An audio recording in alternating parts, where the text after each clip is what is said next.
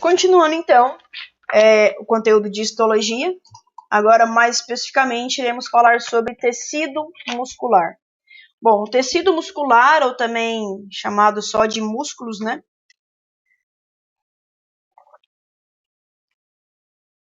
Eles são um tecido composto por células alongadas, altamente especializadas em atividade contrátil. Para a célula muscular se contrair, eu preciso que vocês entendam e levem daqui para a vida. Para toda célula muscular se contrair, tem que ter 3 substâncias: actina, miosina e cálcio.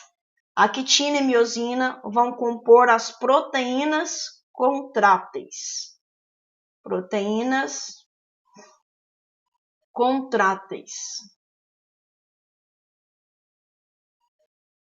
Então, essas proteínas estão dentro da célula e estão presentes no citoesqueleto. Quando a quantidade de cálcio aumenta, essas proteínas se interagem e gera a contração muscular. Bom, além disso, as células musculares, os diversos tipos de células musculares, eles têm a capacidade de transformar a energia química em energia mecânica. A energia química da molécula de ATP. Então, o ATP ele vai ser quebrado, vai produzir ADP mais fosfato. E isso gera uma energia que possibilita a contração dos músculos. Então, para nós contrairmos, precisamos de ATP. Todas as células musculares possuem a mesma origem embrionária. A origem embrionária do tecido muscular é a mesoderme. E o tecido muscular no organismo animal, ele é dividido em 3 tipos: tecido muscular esquelético, presente então nos nossos ossos; tecido muscular cardíaco, presente no coração; tecido muscular liso, presente nos nossos órgãos e nos nossos vasos sanguíneos. Algumas características do tecido muscular esquelético: ele possibilita uma contração forte, rápida e descontínua. Principal característica do tecido muscular esquelético, ele é um controle voluntário, né? E nós aprendemos a mexer ele, né? À medida que nós nos exercitamos. Tecido muscular cardíaco, contração forte, rápida, contínua e de controle involuntário. Já tecido muscular liso, contração fraca, lenta e controle involuntário. Então, nós temos 3 tecidos musculares. Dos 3, um é controle voluntário e os outros 2 é controle involuntário. 2 são de contração forte e rápida, 1 é de contração fraca e lenta. Eu vou repetir isso aqui que eu falei. Então, dos tecidos musculares, nós temos 2 de contração involuntária, 1 de contração voluntária. E nós temos 2 de contração forte e rápida e 1 de contração fraca e lenta. Beleza. Outras características do tecido muscular é que o tecido muscular ele vai ter alguns nomes específicos para ele. Por exemplo, ele vai ter o nome, quando nós falarmos de tecido muscular, sarcolema. Sarcolema nada mais é do que a membrana plasmática da célula muscular. Sarcolema, membrana plasmática da célula muscular. Outro nome, sarcoplasma. Sarcoplasma é o citoplasma da célula muscular. Sarcoplasma é o citoplasma da célula muscular. E por último, nós temos o nome de retículo sarcoplasmático. Retículo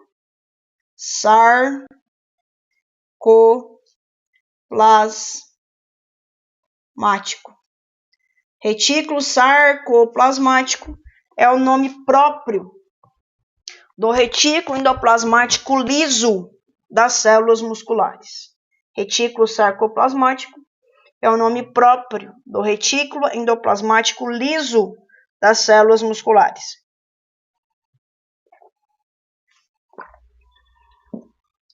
Bom, o músculo liso, por exemplo, presente no estômago, né? Nós temos então a célula relaxada e a célula contraída. A contração do músculo liso, que vai ser então o primeiro que nós iremos detalhar. A contração da célula muscular lisa é uma contração tridimensional, né? Contrai tanto em comprimento quanto em largura e profundidade. E nós possuímos aqui algumas características do músculo liso. O músculo liso ele é formado pela associação de células longas e fusiformes. O que é fusiforme? É esse formato aqui, ó. Isso aqui é um formato fusiforme. Então, as células musculares lisas possuem esse formato. Células longas e fusiformes. Mais espessas no centro, né? E afinaladas na extremidade. Outra característica, elas possuem um núcleo único. Um único núcleo, e esse núcleo está na região central da célula, né? Um único núcleo na região central da célula. Então, aí são algumas características do tecido muscular liso. Então, aqui nós temos uma imagem de uma fotografia de microscópio, né? De um tecido muscular liso. Então, um sarcolema, ou seja, a membrana plasmática dessa célula, apresenta grande quantidade de invaginações. A membrana plasmática da célula, no caso aqui não ficou muito legal, mas ela seria mais ou menos assim, ó. Possui essas invaginações. Essas invaginações recebem os nomes de cavéolas, que seria cavidades, né? Cavéolas de cavidades. E esse músculo liso, ele possui também algumas regiões chamadas de corpos densos e placas densas. É onde tem a maior quantidade de proteínas contráteis, actina e miosina. Ou podemos falar também que nessa região das placas densas é onde tem a quantidade maior de citoesqueleto. Uma vez que a célula seja estimulada, então, a contrair, ela vai reduzir o seu tamanho, né? E esse processo de contração é explicado aqui. Então, aqui nós temos um esquema de uma placa densa, né? E nós temos nessa placa a presença de miosina e actina. Então, a miosina e a actina estão presentes na placa densa e a actina se liga aos corpos densos. Como é que funciona a contração do músculo liso? Então, mediante um estímulo, leva à abertura de canais de cálcio na célula muscular. Abrindo o canal de cálcio, cálcio vai entrar. E também vai abrir canal de cálcio do retículo sarcoplasmático. Esse RS é retículo sarcoplasmático, que ele armazena cálcio. Abrindo esses dois canais, o cálcio aumenta muito. Com o aumento de cálcio, vai haver interação com uma proteína chamada calmodulina. Então, a interação de cálcio-calmodulina vai ativar uma enzima chamada cadeia leve da miosina, que vai fosforilar a miosina. A miosina fosforilada vai levar à contração do músculo liso. Então, para o músculo liso se contrair, é necessário o aumento de cálcio. Esse cálcio vai interagir com a calmodulina, que vai gerar a resposta de contração celular. Outro tipo de músculo agora, músculo estriado cardíaco, presente exclusivamente no coração. O músculo cardíaco, ele é constituído por células cilíndricas, alongadas e às vezes ramificadas. Então, células cilíndricas, alongadas e às vezes ramificadas. Aqui seria um exemplo de ramificação da célula cardíaca. E observa que ela possui umas estrias, uns riscozinhos para baixo assim, ó. Observe essas estrias. Em algumas regiões possui uma linha mais escura. Aqui. Aí aqui ele coloca maior esses riscos mais escuros. Bom, o músculo cardíaco, ele é uma célula curta, né? Então são células cilíndricas alongadas, mas quando comparada ao músculo esquelético é mais curta. A célula cardíaca, ela pode ter um ou dois núcleos. E a célula cardíaca, esse núcleo sempre será central.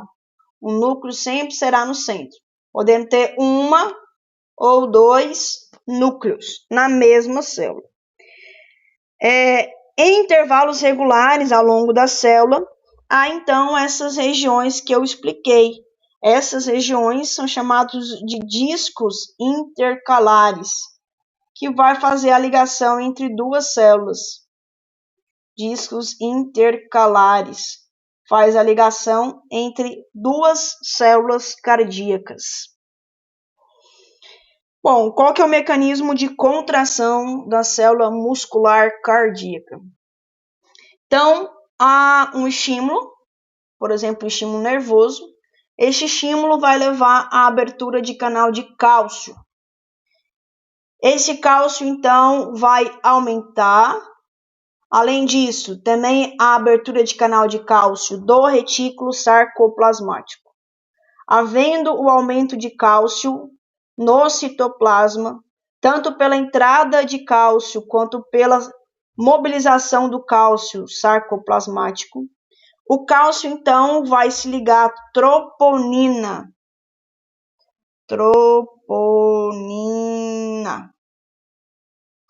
E essa ligação do cálcio vai levar à contração da célula muscular. Uma vez que o cálcio diminua, porque ele vai sair, por exemplo, ou vai voltar para o retículo sarcoplasmático, que é nesse caso, o cálcio diminuindo vai gerar um processo de relaxamento. Então, para a contração do músculo cardíaco, é importante a entrada de cálcio. Essa imagem talvez seja um pouco melhor. Então, a partir de um estímulo nervoso, abre canal de cálcio, também abre canal do retículo sarcoplasmático, aumenta o cálcio dentro da célula cardíaca, interage com a troponina e gera a contração da célula. Uma vez que o cálcio diminua no citoplasma, a célula volta a ficar relaxada.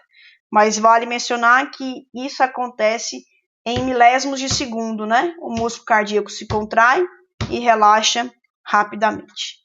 E por último, nós temos o tecido muscular esquelético, relacionado então aos nossos ossos. O músculo estriado esquelético, ele está sempre associado ao osso e ele possui como principal característica ser um músculo de ativação voluntária, não é mesmo? Bom, as fibras musculares esqueléticas são feitas por numerosos núcleos elípticos que localizam-se na periferia. Então, o núcleo do músculo esquelético é o núcleo periférico, ao contrário da célula cardíaca, que o núcleo é central.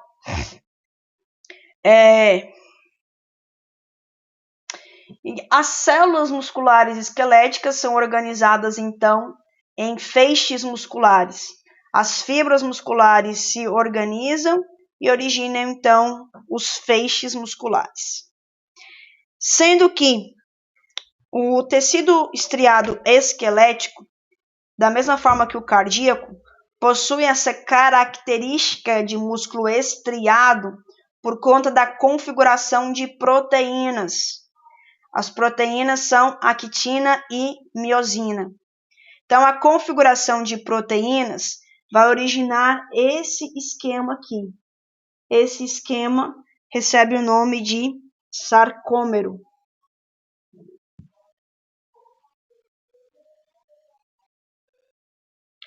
No sarcômero é onde estão as proteínas contráteis, actina e miosina, sendo que essa estrutura em roxo é a miosina e essa estrutura em rosa é a actina. Então, um sarcômero ele é identificado contendo a banda a banda I e a banda H. No curso de fisioterapia e no curso de educação física, é necessário maiores detalhes da fibra muscular, porque eles lidam, né, com os músculos direto. Mas aqui para vocês, basta saber que a contração muscular estriada depende então dessa configuração em sarcômero. E que outra característica do tecido muscular esquelético é que esse tecido muscular ele é inervado pelo nervo motor e a terminação do nervo motor, aonde há o encontro do neurônio, do axônio com a fibra muscular, isso aqui recebe o nome de placa motora. Repetindo. Então, a junção do axônio com o músculo esquelético recebe o nome de placa motora. Entre os três músculos, o único que possui placa motora é o músculo esquelético. Então, aqui nós temos uma fotomiografia eletrônica, mostrando os sarcômeros. O sarcômero seria aqui, ó. Isso é um sarcômero. Aí nós temos banda A, banda H, banda I, etc. Então, o sarcômero é aqui melhor representado, né? Aí nós temos o disco Z e aqui também disco Z. A linha M, tem outros aí que não está caracterizado. Aí nós temos a proteína titina, que vai conectar aqui a miosina até o disco Z, para não ficar uma coisa solta, né? Então, quando haver a contração muscular, a miosina vai arrastar a actina. Essas aqui são as proteínas da actina. E a célula muscular possui como característica que a membrana plasmática dela, o sarcolema, ele entra dentro da célula. Então, aqui é o sarcolema. E essa membrana invagina para dentro da célula, bem próximo do retículo endoplasmático, do sarcoplasmático. Então, é onde a membrana, onde o sarcolema entra na célula, recebe o nome específico de túbulo T, que é onde, então, vai haver a transmissão do impulso nervoso para as células. Os túbulos T, ou túbulos transversais, são invaginações tubulares da membrana plasmática da fibra muscular esquelética. O túbulo T provoca a saída de íons cálcio armazenadas no retículo sarcoplasmático. Não tem essa imagem aqui. Então, próximo aqui, ó, nós temos o retículo sarcoplasmático. Então, o estímulo que chegar aqui no túbulo T leva à saída de cálcio do retículo sarcoplasmático para dentro da célula, levando então à resposta de contração. O túbulo T provoca a saída de cálcio, aumentando o cálcio no citoplasma, sendo esse um fator desencadeador da contração muscular esquelética. Então, nós temos aí algumas imagens que eu já mencionei. Placa motora é onde tem a junção do axônio com a fibra muscular. Neurônios motores são aqueles que vão gerar, né, a resposta. Então, essas linhas aqui, ó, são neurônios motores. E o tecido muscular possui essas estrias, que são os sarcômeros. Para ficar melhor ilustrado, né, coloquei aqui um vídeo que irá ajudar vocês a entender melhor o processo de contração muscular esquelética.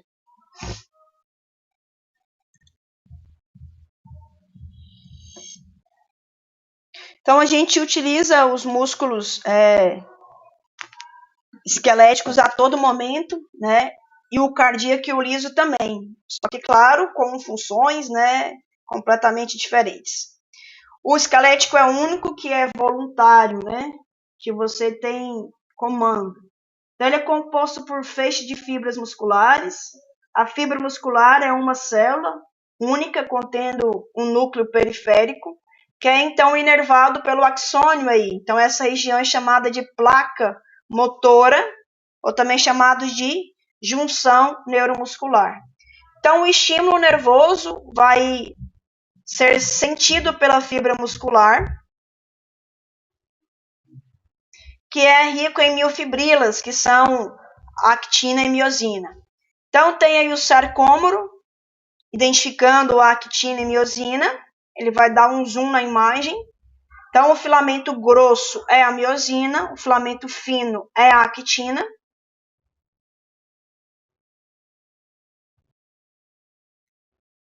Dando um zoom, então, a miosina possuirá suas estruturas, né? E a actina também. A actina é ancorada pela linha Z, é fixada pela linha Z, né? Iria assim. E quando tem a contração, então a actina desliza sobre a miosina. E isso precisa da quebra de ATP. Então a miosina vai, se liga à actina e empurra a actina, levando a esse deslocamento, né? Até ter o encurtamento do músculo, né? Que você gera a contração muscular. Só que quando a gente está contraindo muito músculo, acaba que pode diminuir o ATP e a gente chegar no estado de fadiga muscular, né? Que é o cansaço do músculo mesmo. Então, para ter esse deslocamento da miosina sobre a actina, é necessário a quebra de energia.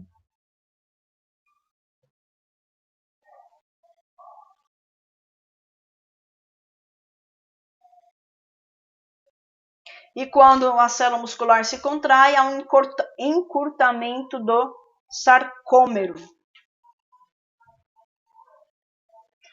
Aí uma nova molécula de ATP vai se ligar, possibilitando então que a cabeça se dobre e voltar a se religar. Então isso é feito durante toda a contração muscular, né? Até termos o músculo totalmente contraído.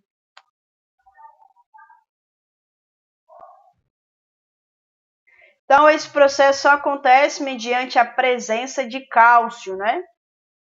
Sem cálcio não acontece. Então a actina tem as subunidades troponina e tropamiosina. O cálcio, então, quando aumenta no citoplasma, ele vai se ligar à troponina, vai deslocar, permitindo a ligação da miosina, na região da tropomiosina, levando, então, à contração muscular. Os íons cálcios são, então, armazenados no retículo sarcoplasmático, que, mediante estímulo nervoso, levado pelos túbulos T, os túbulos T são essas invaginações, é possível, então, a liberação de cálcio pelo retículo sarcoplasmático, que possibilitará a contração muscular.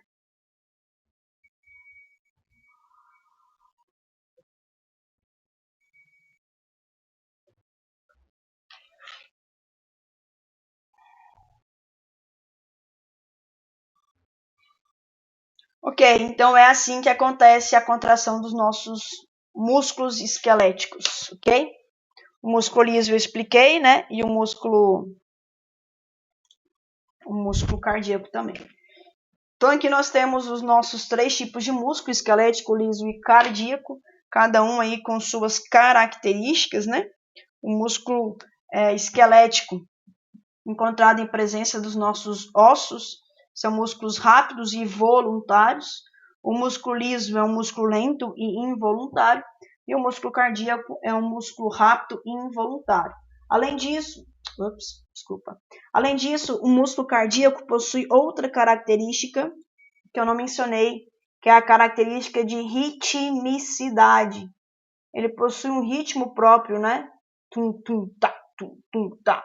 Não é para rir de mim, não. Ritmicidade. Beleza.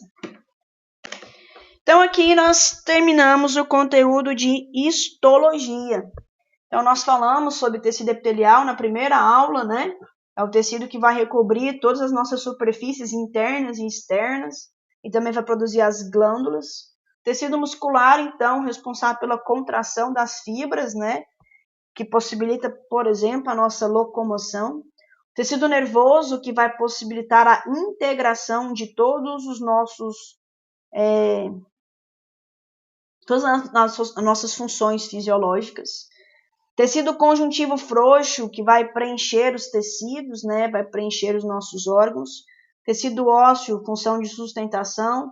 Tecido cartilaginoso, vai revestir as articulações, diminuindo o impacto entre os ossos. Tecido sanguíneo, função de transporte de nutrientes, defesa imunológica e coagulação sanguínea. Então, nós temos 4 tecidos biológicos principais: conjuntivo, epitelial, muscular e nervoso, né? Vale mencionar que, como a disciplina é compacta, né? Algumas coisas a gente não entra em detalhe, porque a disciplina ela é mais superficial. Então, por exemplo, se fosse num curso de educação física, de fisioterapia, nós iríamos detalhar mais tecido muscular. Se fosse um curso de neurologia, nós iríamos detalhar mais tecido nervoso. E vocês irão rever esses tecidos no semestre que vem, na disciplina de fisiologia. Na disciplina de fisiologia, vocês vão ver sistema cardiovascular, sistema respiratório, e vocês irão rever esses conceitos. Então é importante guardar o caderno aí ou guardar a memória. Acho que é mais fácil guardar o caderno, né? E por fim, então aqui nós terminamos o plano de ensino da disciplina, né? Tudo que estava programado na disciplina foi ministrado de maneira presencial ou remotamente. Vocês não ficaram nem um pouco prejudicados, pelo contrário, algumas aulas eu posso afirmar que eu me dediquei mais a elas sendo remotamente, tá? Qualquer dúvida que vocês tenham, anotem no caderno, não deixem a dúvida passar. Nós nos encontramos na próxima aula, no próximo aula via Zoom, tá? É importantíssimo vocês participarem da aula. Claro que eu entendo quem não pode participar por N razões diferentes. E não se esqueça da atividade avaliativa no Classroom, não deixe para a última hora. Não atrase, senão você perde 20% da nota. Teve uma aluna já que esqueceu.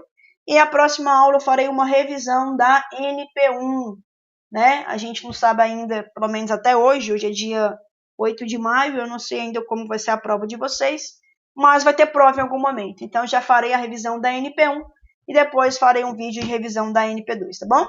Fiquem todos com Deus, bons estudos, fiquem em casa, cuidem dos seus, cuidem dos seus familiares, se protejam e tudo vai passar, se Deus quiser, né? E nos veremos aí em breve. Tchau, tchau!